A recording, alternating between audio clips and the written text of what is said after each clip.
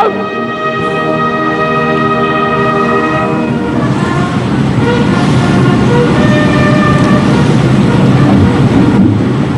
ขณะนี้รถยนต์พระที่นั่งของสมเด็จพระเจ้าอยู่หัวได้เทียบที่หลังพระที่นั่งทรงธรรมซึ่งเมื่อสักครู่นี้ทหารกองเกียรติยศถวายความเคารพและวงดุริยางค์บรรเลงเพลงสรรเสริญพระบารมี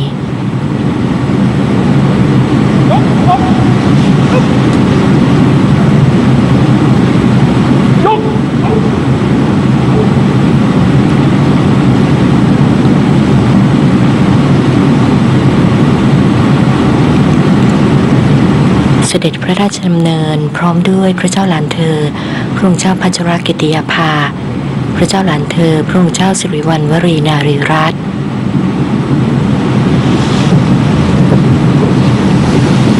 และพระเจ้าหลานเธอพระองค์เจ้าทีปังกรรัศมีโชติ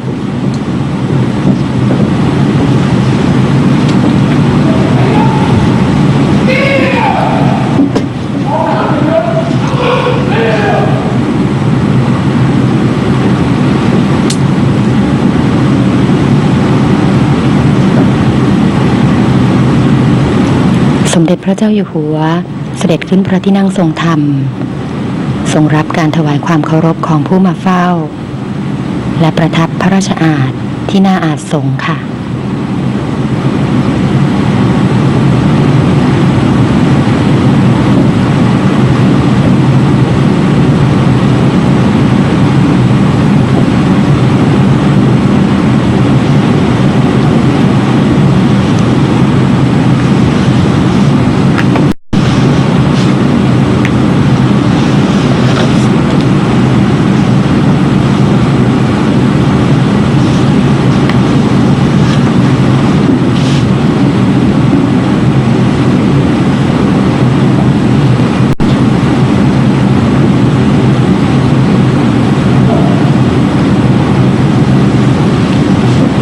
สมเด็จพระอริยวงศาคตยานสมเด็จพระสังฆราชสกลมหาสังฆปรินายก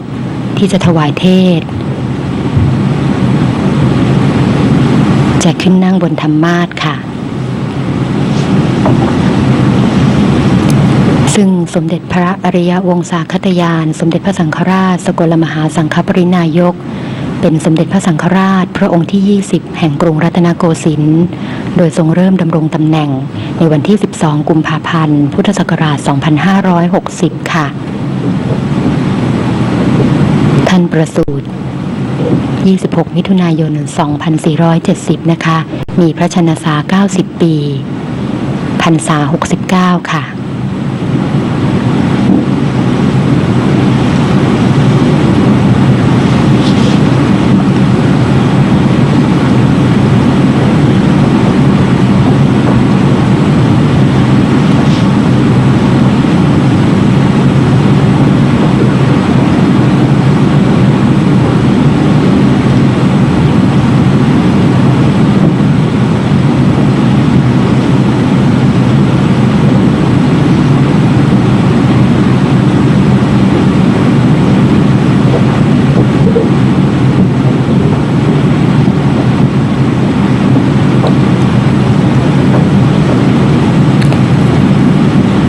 สมเด็จพระเจ้าอยู่หัวทรงจุดธูปเทียนเครื่องทรงธรรม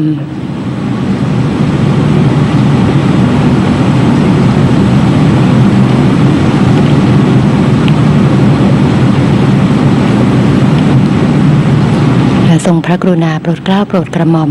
ให้สมเด็จพระเทพรัตนราชสุดาสยามบรมราชกุมารีเสด็จพระราชดำเนินไปทรงจุดธูปเทียนเครื่องทองน้อยสำหรับพระบรมศพทรงธรรมบนพระเมรุมาตร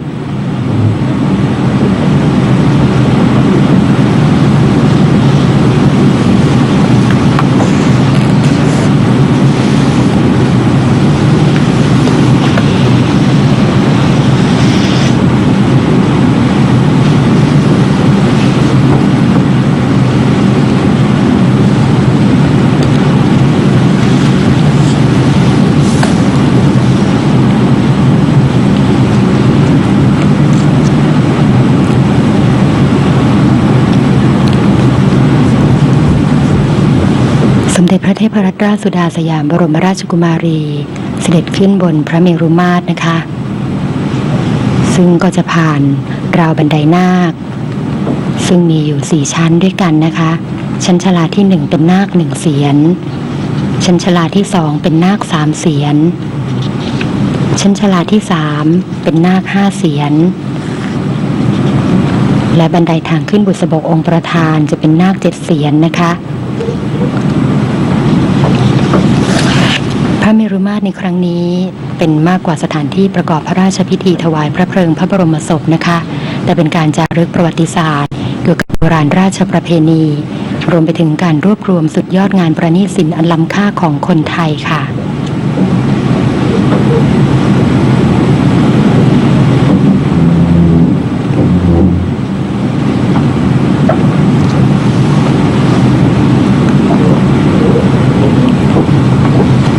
หากมองที่ฐานชลาชั้นที่1ซึ่งเป็นชั้นล่างสุดนะคะก็จะมีฐานสิงห์เป็นรั้วราชวัตรชัดแสดงอาณาเขตพระเมรุมาตรและมีเทวดานั่งคุกเข่าถือบังแทรกที่มุมทั้ง4ของฐานก็จะมีประติมากรรมท้าวจตุโลกบาลประทับยืนหันหน้าเข้าสู่บุษบกองค์ประธานค่ะชั้นชลาที่2ก็จะมีหอเปลื้องทรงบุษบกรูปแบบเดียวกันตั้งอยู่ที่มุมทั้ง4จะใช้สำหรับเก็บพระโกฐทองใหญ่และพระโกฐไม้จันทร์รวมถึงอุปกรณ์สำหรับงานพระราชพิธีส่วนชั้นชาลาที่3นะคะฐานบุษบกประธานก็จะประดับประติมากรรมเทพชุมนุม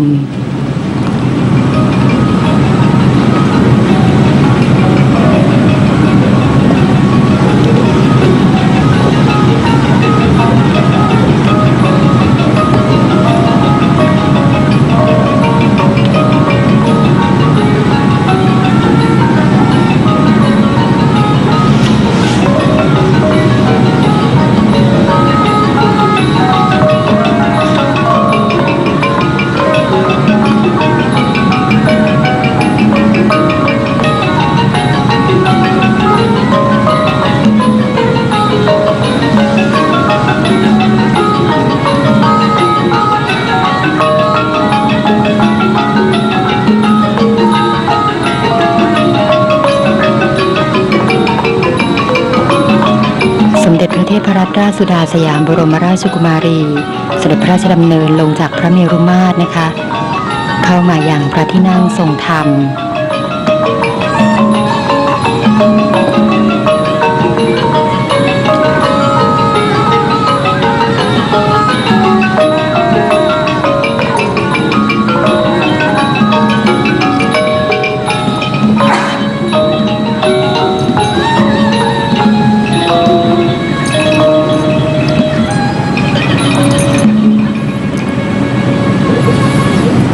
มะยังพันเตวิสุงรคนัฏฐายะติสระเนนะสหะปัญจศีลานิยาจามะ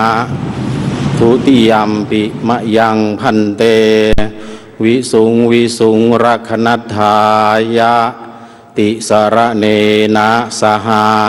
ปัญจศีลานิยาจามะตติยัมปิมะยังพันเตวิสุงรคนัฏฐายะติสระเนนะสหะปัญจศีลานิยาจามะโอตัสสะภะคะวะโตอะระหะโตสัมมาสัมพุทธัสสะนะโมตัสสะภะคะวะโตอะระหะโตสัมมาสัมพุทธัสสะนะโมตัสสะภะคะวะโตอะระหะโตสัมมาสัมพุทธัสสะพุทธังสรณังกัจฉามิธัมมังสรณังกัจฉามิสังฆังสรณังกัจฉามิทุติยัมปิพุทธังสรณังกัจฉามิทุติยัมปิธัมมังสรณังกัจฉามิ ทุติยัมปิสังฆังสรณังกัจฉามิตติยัมปิพุทธังสรณังกัจฉามิตติยัมปิธัมมังสรณังกัจฉามิตติยัมปิสังฆังสรณังกัจฉามิปานาติปาตาเวระมณีสิกขาปะทังสมาธิยามิอะทินนาทานาเวระมณีสิกขาปะทังสมาธิยามิกามิสุมิชาจาราเวระมณีสิกขาปะทังสมาธิยามิโมสาวาทาเวระมณีสิกขาปะทังสมาธิยามิสุราเมรยมัชฌะปมาทฐานาเวระมณีสิกขาปะทังสมาธิยามิอิมานิปัญจสิกขาปทานิสีเลนะคติยันติสีเลนะโภคสัมปทาสีเลนะนิพพุติยันติตัตตมาสีรังบิโสทะเยพรัมมาจะโลกาธิปติสหัมปติกัดอัญชรีอันทิวรังอายาจทาสันติทะสตตาปรชักขชาติกาเทเสตุธัมมังอนุกัมปิมังปะชัง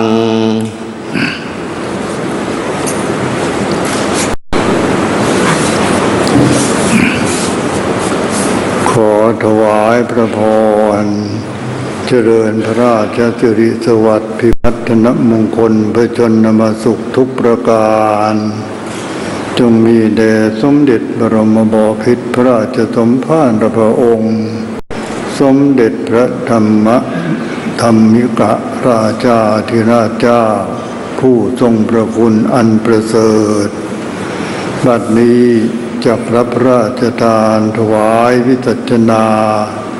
สาธพจน์เทศนาฉลองพระเดชพระคุณประดับพระปัญญาบารมีถ้ารับพระราชทานถวายวิสัชนาไปมิได้ต้องตามโวหารถาธิบายในพระธรรมเทศนาณบทใดบทหนึ่งก็ดีขอพระเมตตาคุณพระกรุณาคุณและพระขันติคุณ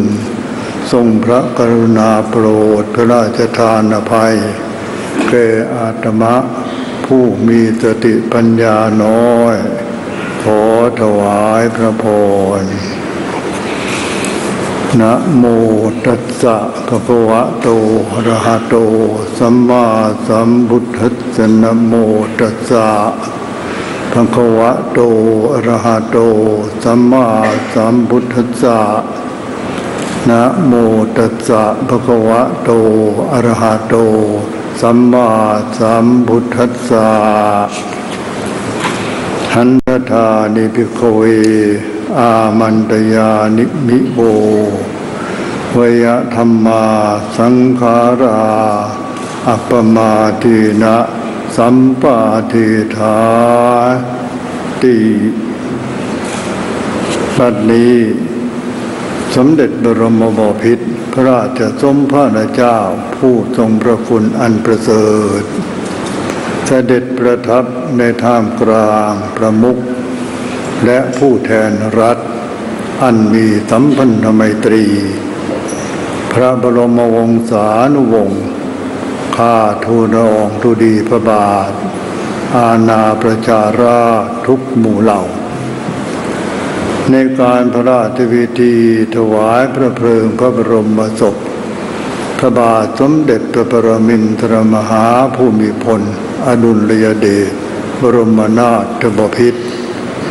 ตามโบราณคติยราชประเพณีอนุรูป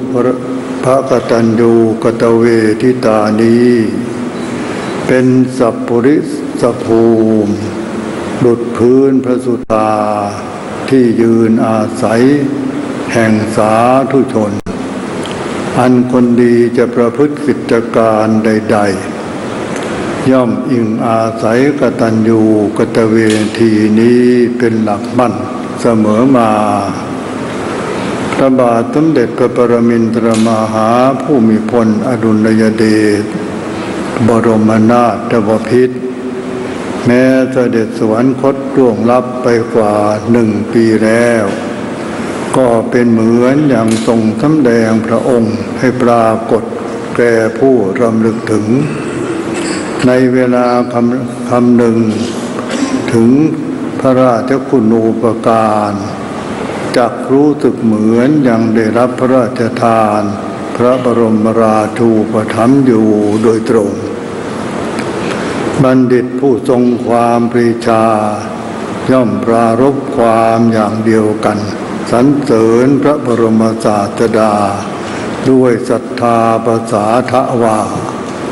แม้พระองค์เสด็จปรินิพพานนานมาแล้ว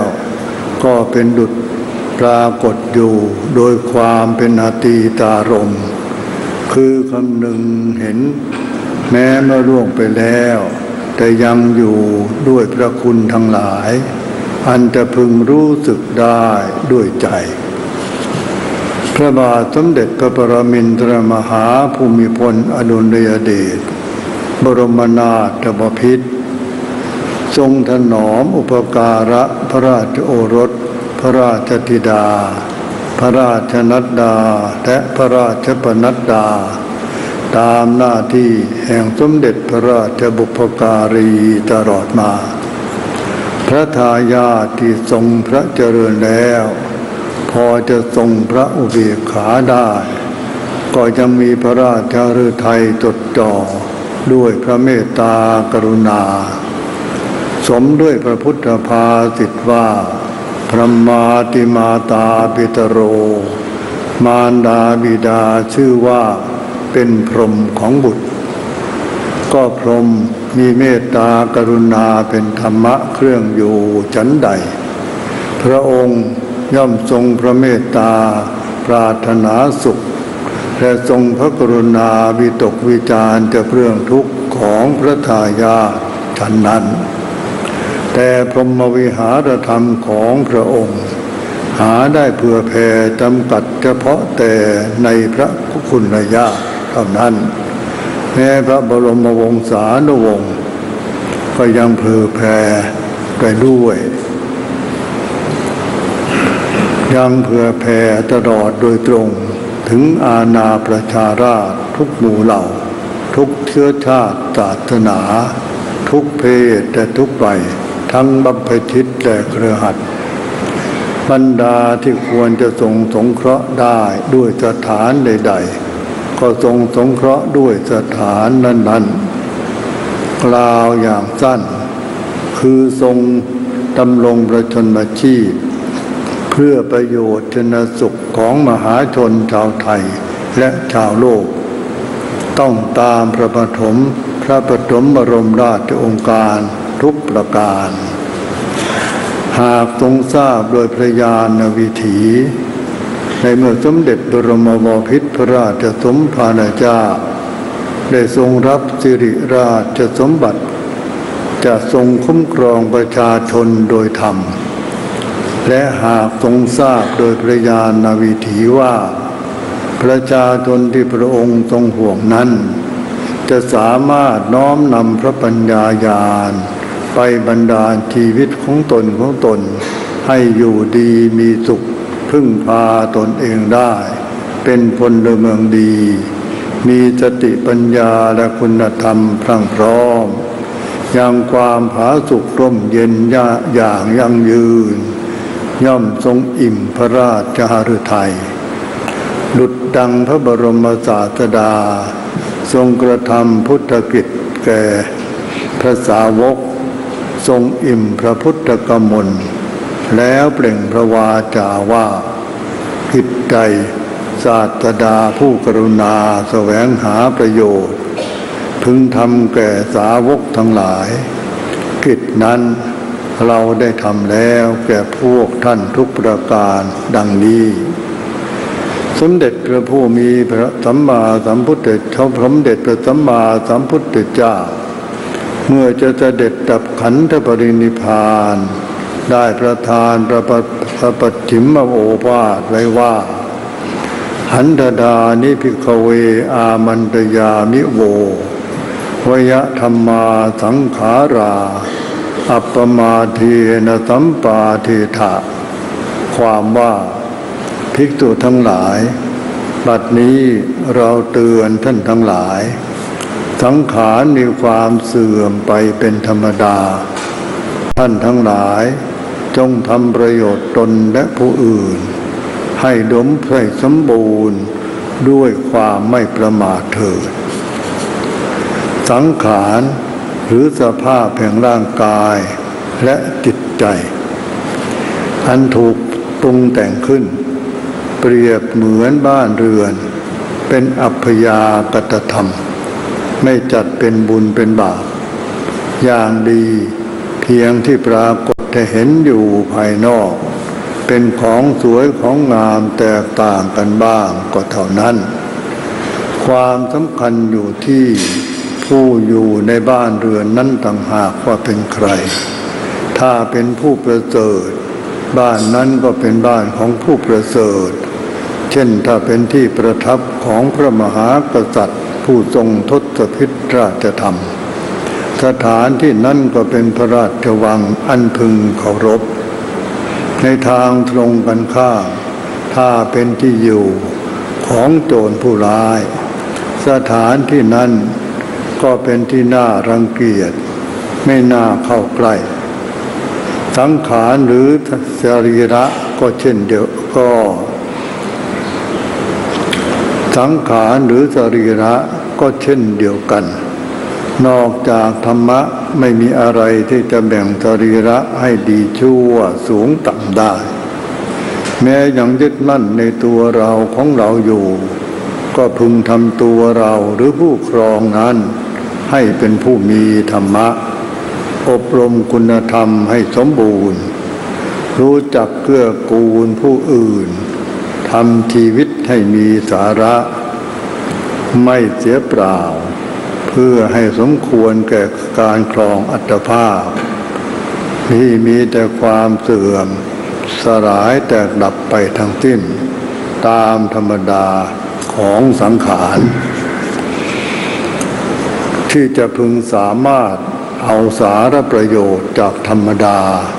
มาเป็นของหลีกพ้นจากทุกข์ได้แล้วธรรมะใดเล่าจะเป็นของปีธรรมเป็นของที่จะนำไปพ้นจากทุกข์ได้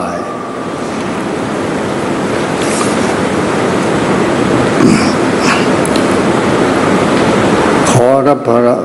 ธรรมะที่จะทำให้เกิดพ้นจากทุกข์ได้ก็คือปัญญาสติปัญญาสตินั้นก็คือความระลึกได้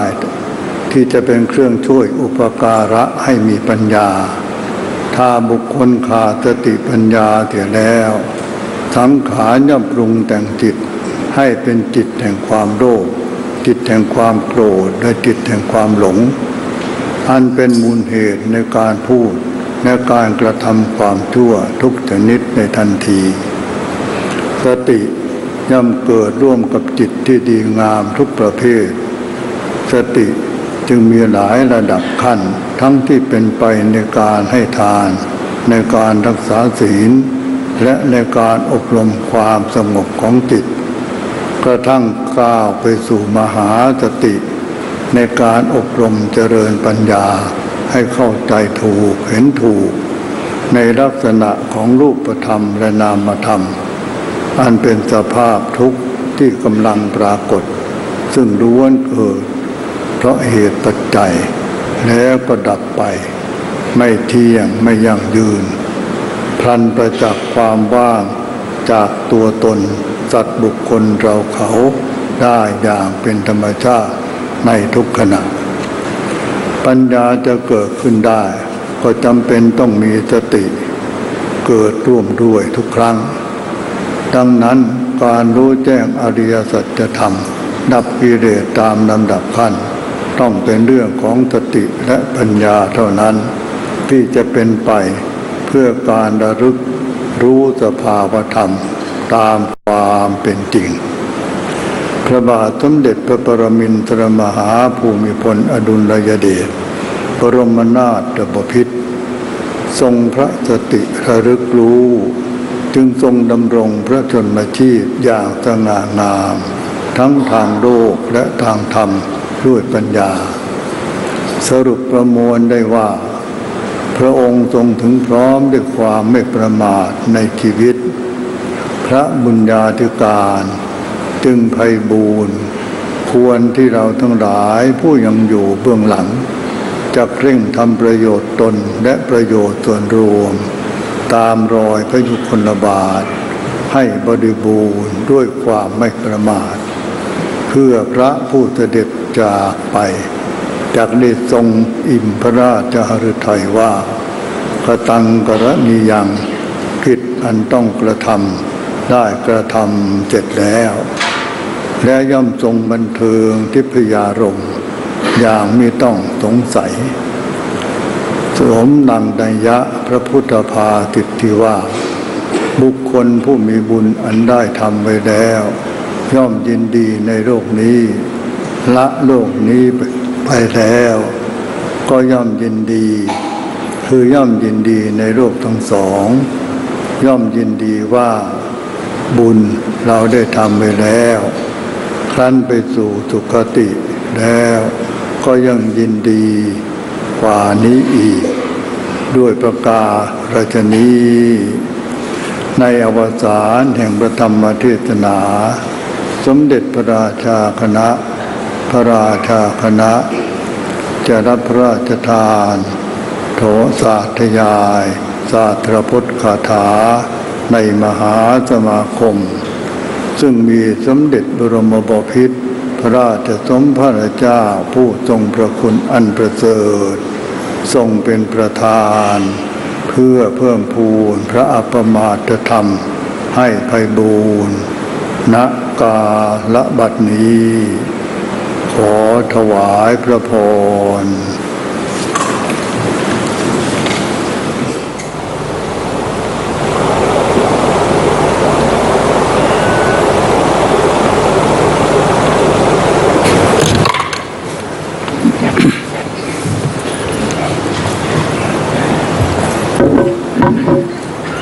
นะโมตัสสะภะคะวะโตอะระหะโตสัมมาสัมพุทธัสสะนะโมตัสสะภะคะวะโตอะระหะโตสัมมาสัมพุทธัสสะนะโมตัสสะภะคะวะโตอะระหะโตสัมมาสัมพุทธัสสะสิตาโทเตนะภะคะวะตาจานะตาปัสสตาอะระหะตาสัมมาสัมพุทเทนะปริยังโกจิมาวาจาหันทธานิภิกขเวมันตยามิโววยธรรมาสังขาราอัปปมาเทนะสัมปะเทธาติสังขาราอนิจจติยธรร ปัญญายปัสสติอัตถนิพพินทติทุกเขเอสมัคโทวิสุทธิยาสัพเพสังขาราทุกขาทิยถาปัญญายปัสสติอัตถนิพพินทติทุกเขเอสมัคโกวิสุทธิยาสัพเพธัมมานัตตาติยถาปัญญายปัสสติอัตถนิพพินทติทุกเขเอสมัคโกวิสุทธิยาวิสุทธิสัพเพเสหิโหติทุกเขอินิพุติเจตโสโหติสาสันตินิพพานวิติยุตติเยจะโคสัมมาทัคคะเตธัมเมธัมมานุวัตติโนเนชนาปารเมสันติมัจจุตายังสุทุตตรังอัปปมาโตอมตังปะตังปมาโตมัจจุโนปะตังอัปปมัตตานมิยันติเยธรรมัตตายธรรมตังอัปปมัตโตอุโภอัตเถติคันหาติปันติโตเทธัมเมจโยอัตโถโย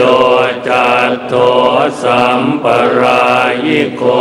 อัตถาปิสมัยยาทิโรปันติโตติวุจติเอตกานัมปิปะทานังอัตถังอัญญายสาธุกังปฏิปัจเจตเมธาวิโม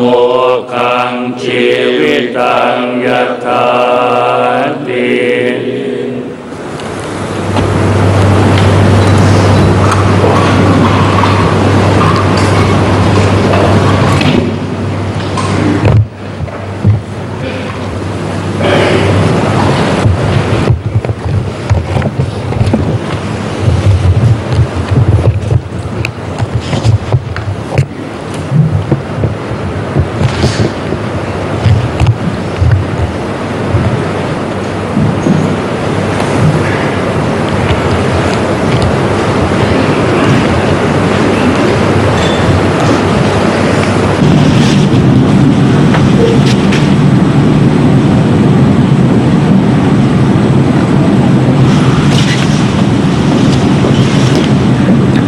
หลังจากที่สมเด็จพระอริยวงศาคตยานสมเด็จพระสังฆราชสกลมหาสังฆปรินายกถวายศีลและถวายพระธรรมเทศนาจบแล้วนะคะพระสงฆ์50รูปได้สวดสาธพจน์ค่ะซึ่งในคาถาสาธพจน์นั้นก็มีเนื้อหาที่สำคัญมากถ้าสรุปอย่างง่ายๆก็คือปัจฉิมโอวาทของพระพุทธเจ้านั่นเองค่ะ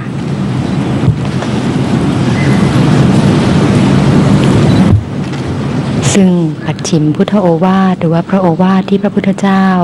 ทรงประทานเหล่าภิกษุก่อนที่จะเสด็จดับขันธปรินิพพานเป็นเรื่องที่พระองค์ทรงเตือนเหล่าภิกษุรวมคฤหัสถ์ให้ตั้งอยู่ในความไม่ประมาทมีสติอยู่ทุกเมื่อพระพุทธเจ้าทรงเตือนว่าสังขารของคนเรานั้นไม่เที่ยงเป็นทุกข์ธรรมทั้งหลายนั้นเป็นอนัตตานะคะหากเมื่อใดที่เราสามารถเห็นแจ้งสังขารด้วยปัญญาว่าสังขารทั้งปวงไม่เที่ยงเป็นทุกข์เมื่อนั้นจิตของเราก็ย่อมเกิดความเบื่อหน่ายในทุกข์เมื่อใดที่เราเห็นสรรพสิ่งเป็นอนัตตาเมื่อนั้นจิตของเราย่อมพ้นจากความเศร้าหมองและดับทุกข์ได้ค่ะและเมื่อสักครู่สมเด็จพระเจ้าอยู่หัวได้เสด็จพระราชดำเนินไปทรงประเคนจตุปัจจัยทายธรรมบูชากันเทศ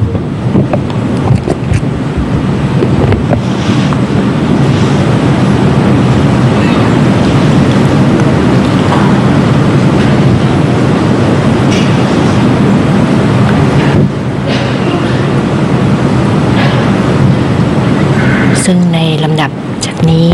เจ้าพนักงานจะได้ลาดพระภูษาโยง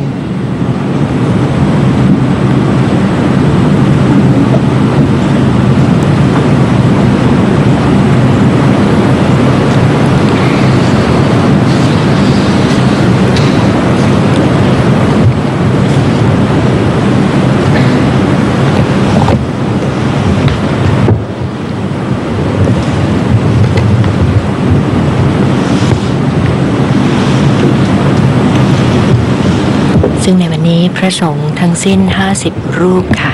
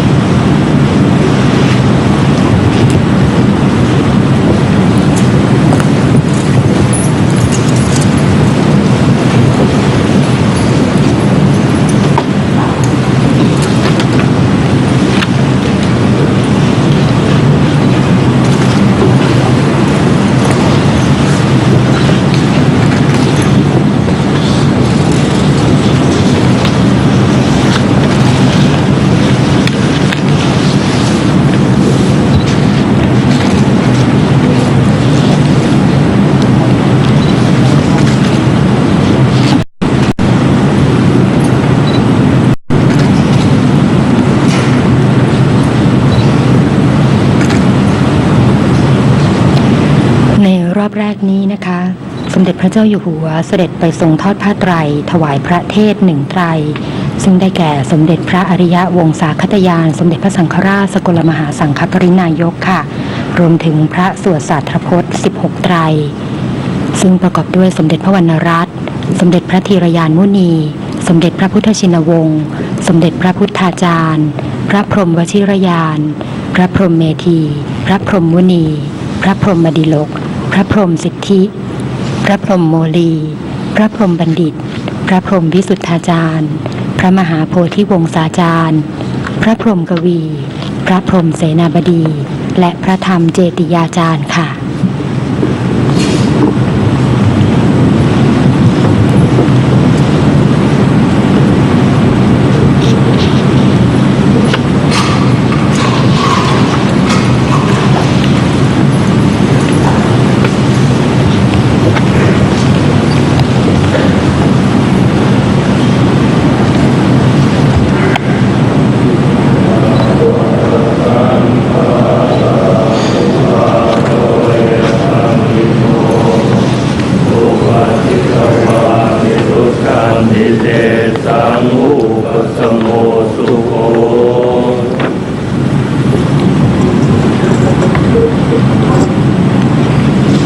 พระสงฆ์ทั้ง50รูปสดับปกรณ์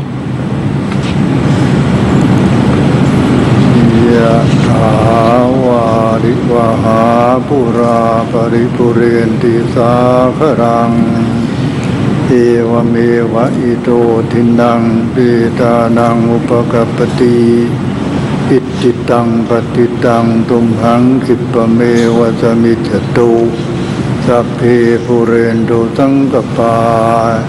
จันโทมนรโสยถามณิโชติรโสยถาติโยวิวัจจันตุสัพพะโรโควินาศตุมาเตภวัตวันตรายโยสุขี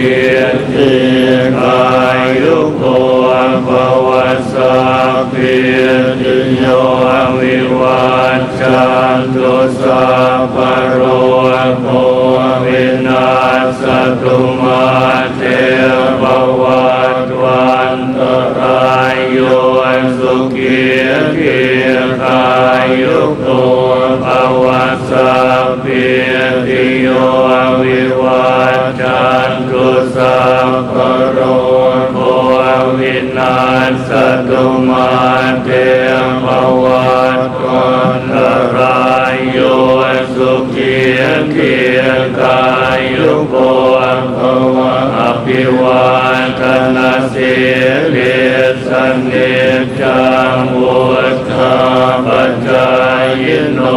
จัตตารโอ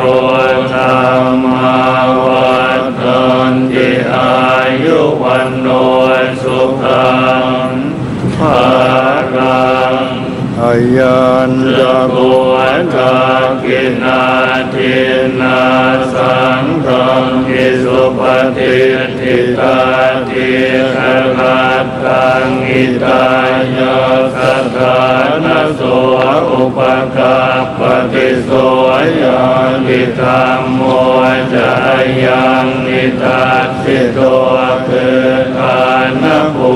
จาจักตาอุราลาภรัญญาภิกขุนัมมโนปฏินังตุมเมหิปุญญังวสุตังอนัปปการติ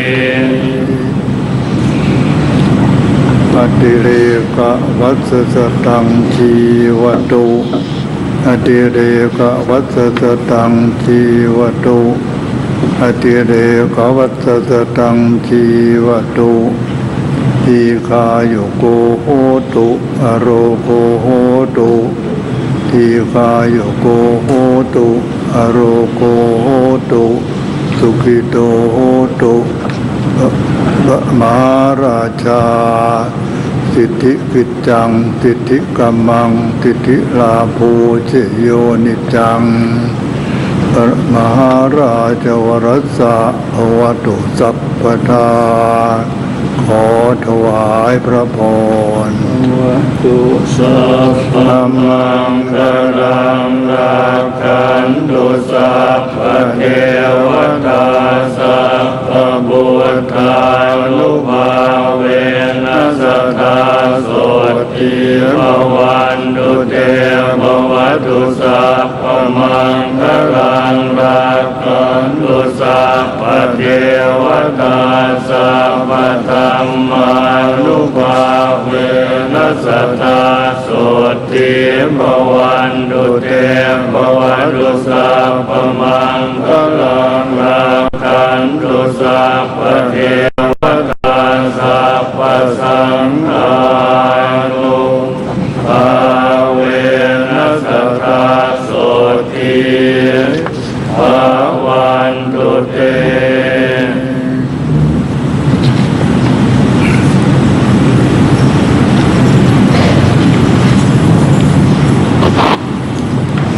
ในขณะที่พระสงฆ์สดับปกรณ์นั้นนะคะ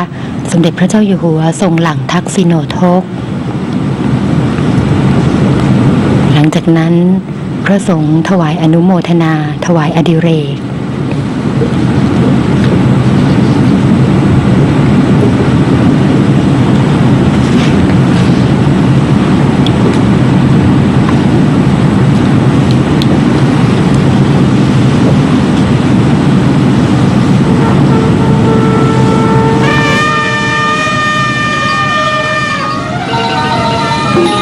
พระสงฆ์ในเที่ยวแรกจะลงจากพระที่นั่งและเจ้าพนักงานจะนิมนต์พระสงฆ์อีกทีละเที่ยวนะคะ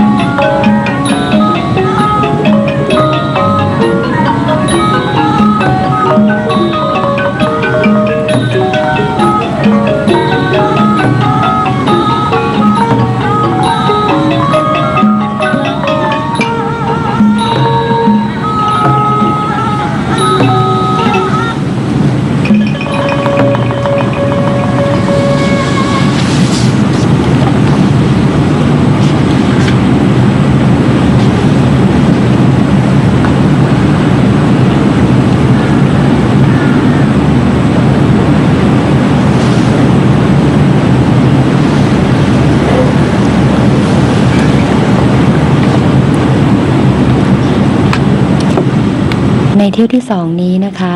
เจ้าพนักงานได้นิมนต์พระสงฆ์อีก17รูปขึ้นนั่งยังอาสงฆ์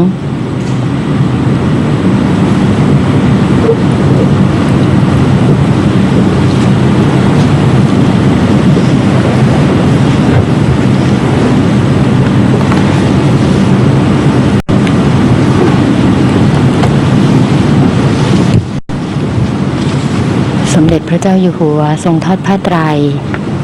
ถวายแด่พระสงฆ์อีก17รูปประกอบด้วยพระธรรมไตรโลกาจารย์พระธรรมสิทธิเวทีพระธรรมป่าโมกข์พระเทพโสพลพระเทพยานวิสิทธิ์พระเทพสังวรยานพระเทพคุณาภรณ์พระเทพวรคุณพระเทพปริยัติเมธีพระเทพโมลีพระเทพเจติยาจารย์พระเทพปฏิญาณกวีพระเทพปริยัติวงศ์พระเทพรัตนมุนี พระราชวิสุทธิโกศล พระราชปริยัติยาภรณ์ และพระราชพุทธิมุนีค่ะ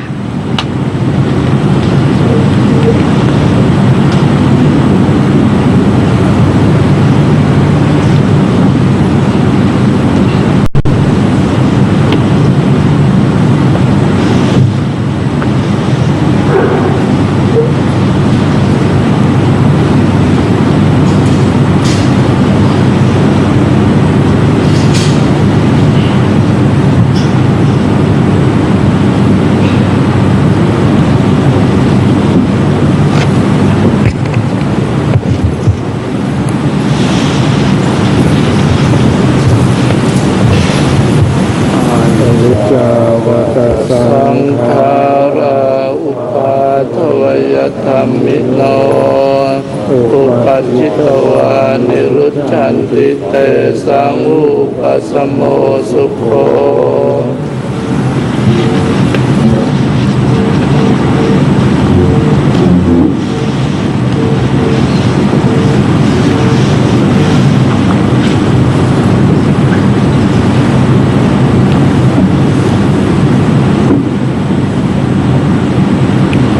ในวันนี้สมเด็จพระเจ้าอยู่หัวเสด็จพระราชดำเนินพร้อมด้วยสมเด็จพระเทพรัตนราชสุดาสยามบรมราชกุมารีสมเด็จพระเจ้าลูกเธอเจ้าฟ้าจุฬาภรณ์วลัยลักษณ์อัครราชกุมารีทูลกระหม่อมหญิงอุบลรัตนราชกัญญาสิริวัฒนาพนวดีพระเจ้าบรมวงศ์เธอพระองค์เจ้าโสมสวลีพระวรราชาธินดามาศพระเจ้าหลานเธอพระองค์เจ้าพัชรกิติยาภาพระเจ้าหลานเธอพระองค์เจ้าสิริวัณวรีนารีรัตน์พระเจ้าหลานเธอพระองค์เจ้าทีปังกรรัศมีโชติพระเจ้าหลานเธอพระองค์เจ้าสิริภาจุฑาภรณ์พระเจ้าหลานเธอพระองค์เจ้าอาทิตยาธรกิติคุณคุณพลอยไพลินเจนเซ่นคุณสิริกิติยาเจนเซ่น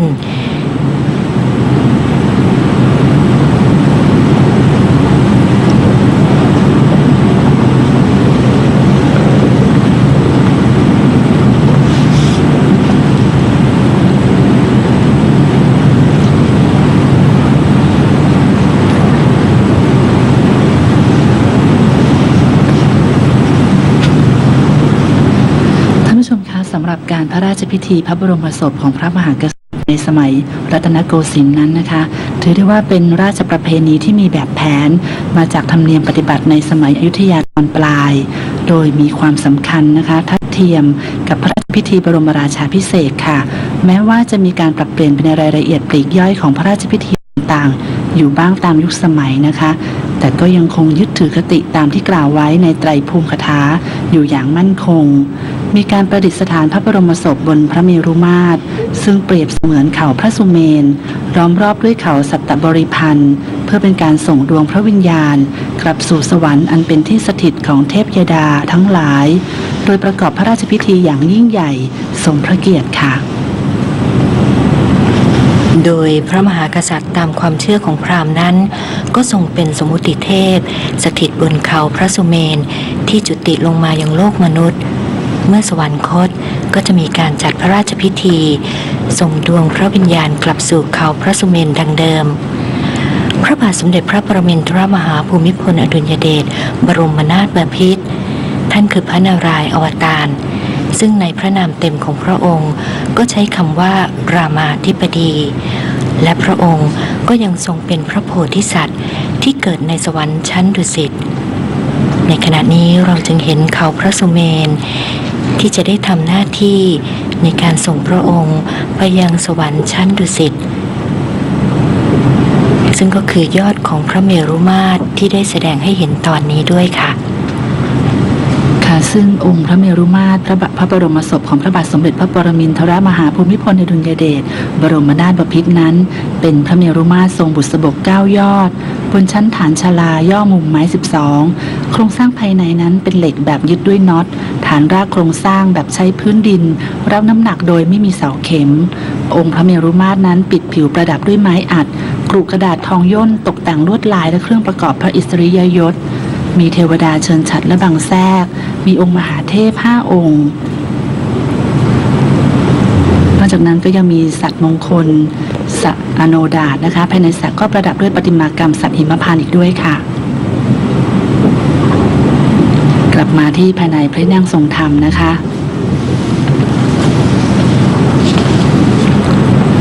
สมเด็จพระเจ้าอยู่หัวทรงทอดผ้าไตรพระสงฆ์อีก17รูปค่ะประกอบด้วยพระราชดิลกพระราชปริยัติวิธานพระราชวิสุทธิมุนีพระราชกิตติมงคลพระราชปฏิภาณโกศลพระราชคุณาทานพระศรีสุธรรมโมลีพระอุดมปรีชาญาณพระอุดมบัณฑิต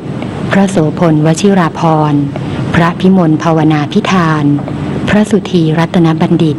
พระสุวิมลธรรมาภรณ์พระมงคลสุทธิวงศ์พระมงคลรัตนาภรณ์พระภาวนามังคลาจารย์และพระพิสิทธิวิหารการค่ะ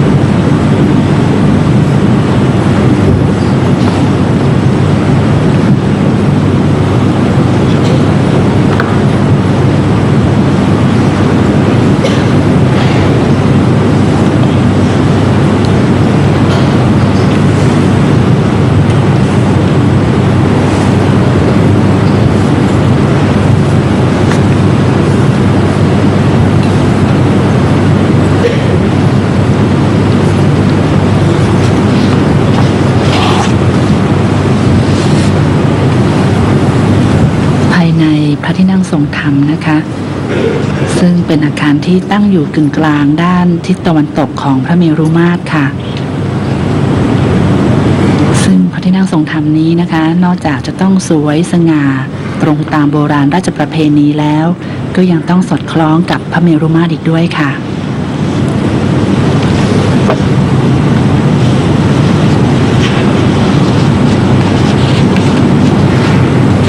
ความวิจิตรงดงามยิ่งใหญ่ตระการตาและสมพระเกียรติยศแห่งพระเจ้าแผ่นดินตามหลักโบราณราชประเพณีและคติความเชื่อเรื่องพระมหากษัตริย์เป็นสมมุติเทพนั้นไม่ใช่เรื่องที่จะเกินไป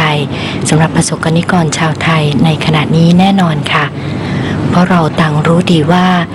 ตลอดระยะเวลาที่ผ่านมาพระบาทสมเด็จพระปรมินทรมหาภูมิพลอดุลยเดชบรมนาถบพิตรได้ทรงเสียสละพระองค์เพื่อที่จะปฏิบัติพระราชกรณียกิจอันเกิดประโยชน์ต่อพวกเราทุกคนอย่างไรและมิเพียงแต่เราคนไทยเท่านั้นค่ะแต่ทั่วโลกก็ยังได้รับการยอมรับพระองค์ ได้รับพระราชทานสมัญญานามถวายแด่พระองค์ว่า King of King ซึ่งไม่ใช่ที่เราจะรู้สึกปฏิเสธหรือคัดค้านได้เลยเพราะในความเป็นจริงเราจะเห็นได้ว่าพระประมุขและกษัตริย์จากทั่วโลกทรงยอมรับในพระมหากรุณาธิคุณ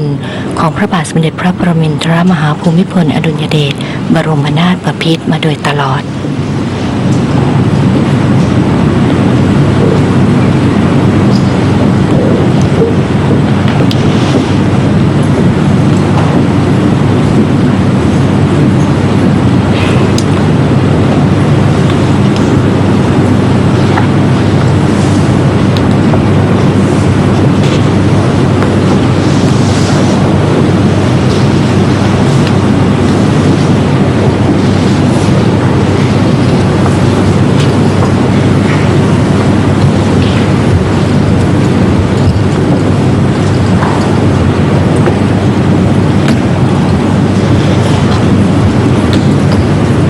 นอกเหนือจากพระประมุขและพระราชวงศ์ต่างๆแล้วนะคะยังมีผู้แทนรัฐบาลต่างประเทศประธานองคมนตรีอดีตองคมนตรีสมาชิกราชสกุลต่างๆนายกรัฐมนตรีอดีตนายกรัฐมนตรีประธานสภานิติบัญญัติแห่งชาติประธานศาลฎีกาประธานศาลรัฐธรรมนูญประธานคณะกรรมการการเลือกตั้งผู้ตรวจการแผ่นดินประธานคณะกรรมการสิทธิมนุษยชนแห่งชาติประธานกรรมการป้องกันและปราบปรามการทุจริตแห่งชาติประธานกรรมการตรวจเงินแผ่นดินประธานกรรมการกิจการกระจายเสียงกิจการโทรทัศน์และกิจการโทรคมนาคมแห่งชาติรวมจนถึงคณะรัฐมนตรีทูตานุทูตแล้วก็ผู้นำศาสนาค่ะ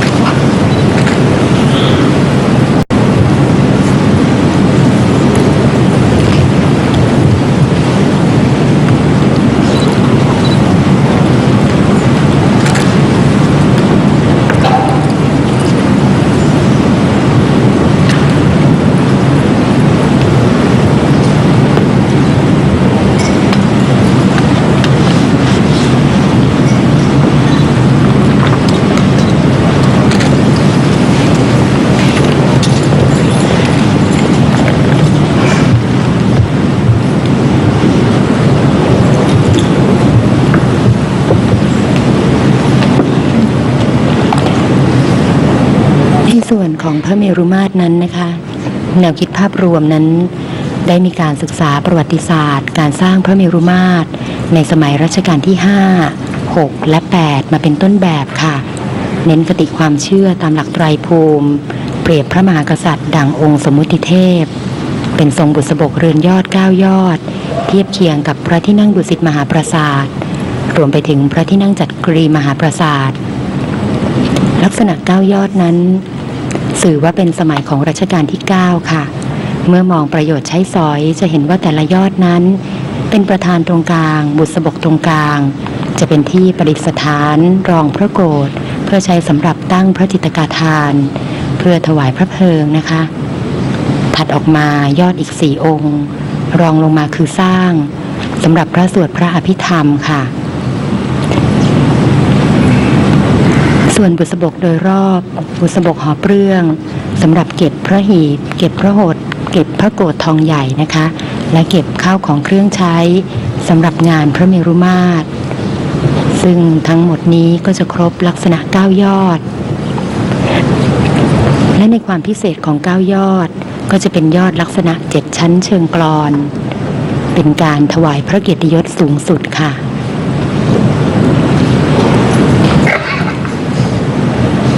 พระเมรุมาตรทรงบุษบกนั้นเทียบเคียงได้กับเขาพระสุเมนและมีทิวเขาสัตตบริพันธ์คีรีล้อมรอบนะคะดังนั้นบริเวณโดยรอบพระเมรุมาตรจึงมีเทวดาเฝ้ารับเสด็จที่บริเวณรอบเขาพระสุเมนก็จะมีสระอโนดาตที่เป็นเหมือนฝ่ายน้ำล้นด้วยค่ะ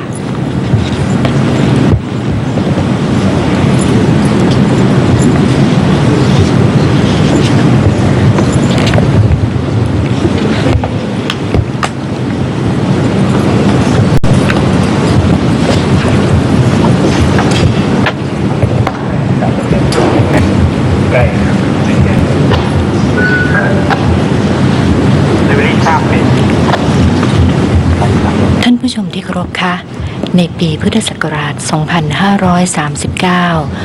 เมื่อครั้งที่พระบาทสมเด็จพระปรมินทรมหาภูมิพลอดุลยเดชบรมนาถบพิตรได้ทรงพระกรุณาโปรดเกล้าโปรดกระหม่อมให้คณะบุคคลต่างๆนั้นเข้าเฝ้าทูลละอองธุลีพระบาทเพื่อน้อมเกล้าน้อมกระหม่อมถวายพระพรชัยมงคลเนื่องในโอกาสวันเฉลิมพระชนมพรรษา 5 ธันวาคม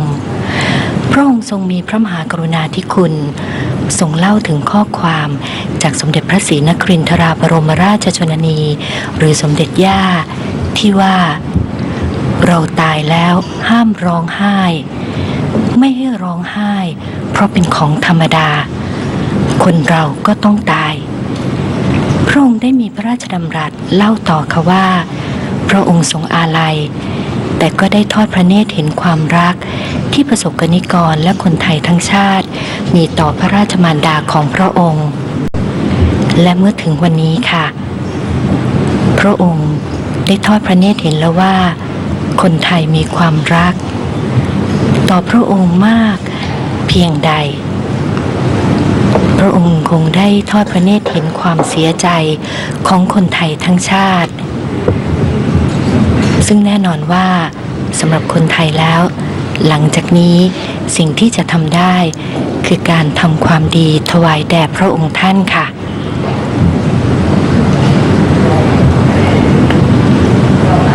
สำหรับการจัดพระราชพิธีถวายพระเพลิงพระบรมศพนั้นนะคะ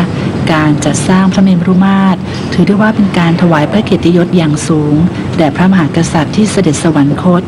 ในอดีตนะคะยังแสดงถึงความมั่นคงของบ้านเมืองและความรุ่งเรืองของศิลปกรรมของชาติเพราะว่าเป็นที่รวมสรรพวิชางานช่างทุกแขนงโดยเฉพาะงานพระราชพิธีพระบรมศพของพระบาทสมเด็จพระปรมินทรมหาภูมิพลอดุลยเดชบรมนาถบพิตรอันสะท้อนถึงความแนบแน่นของสถาบันพระมหากษัตริย์กับราษฎรในแผ่นดินค่ะ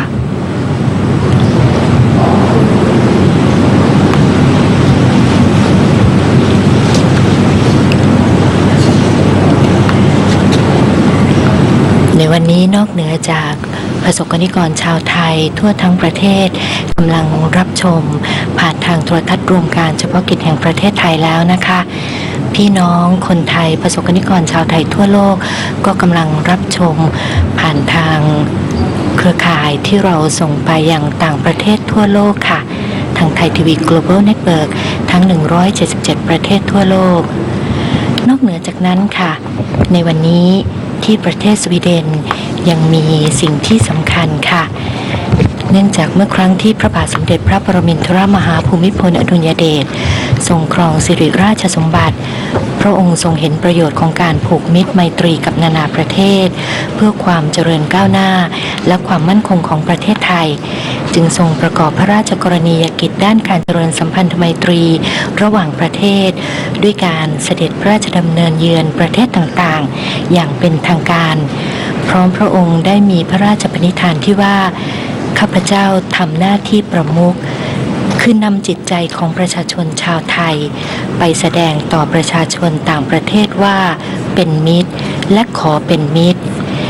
ซึ่งการเสด็จพระราชดำเนินเยือนทวีปยุโรปของพระบาทสมเด็จพระปรมินทรมหาภูมิพลอดุลยเดชบรมนาถบพิตร